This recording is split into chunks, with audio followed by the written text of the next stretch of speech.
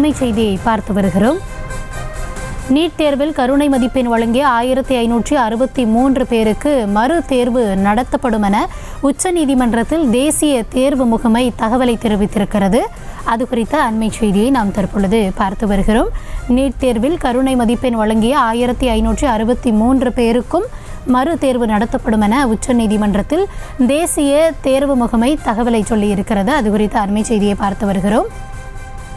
விரிவான விவரங்களோடு இணைகிறார் எம்முடைய செய்தியாளர் மதியழகன்.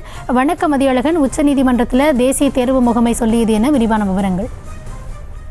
நீட் தேர்வு முடிவுகள் வெளியான நிலையில் அதில் பல்வேறு குளறுபடிகள் இருப்பதாகவும் மோசடிகள் ஏற்பட்டிருப்பதாகவும் குற்றச்சாட்டுகள் எழுந்தன. இந்த நிலையில் அந்த தேர்வு முடிவுகளை ரத்து செய்யக்கூடிய மறு தேர்வுக்கு உத்தரவிடக் கோரியும் உச்சநீதிமன்றத்தில் மனுக்கள் தாக்கல் செய்யப்பட்டிருந்தன.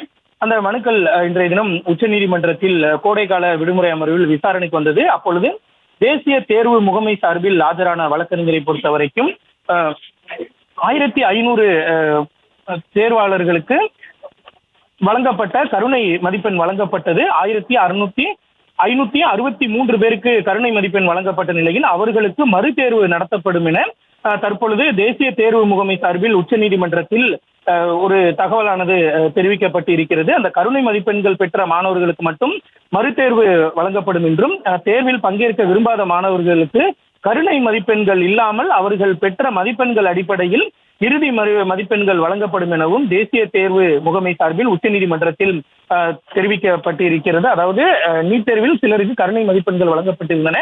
இந்த நிலையில் அந்த நீட் தேர்வையை முழுமையாக ரத்து செய்ய கோரியும் கருணை மதிப்பெண் வழங்கப்பட்டதற்கு எதிராகவும் வழங்கப்பட்ட மனுக்கள் மீதுதான் தற்பொழுது தேசிய தேர்வு முகமை சார்பில் இந்த ஒரு விளக்கமானது அளிக்கப்பட்டு இருக்கிறது. இதனைத் தொடர்ந்து இந்த வழக்கில் நீதிபதிகள் இன்னும் சற்று நேரத்தில் உத்தரவு பிறப்பிக்க இருக்கின்றனர்.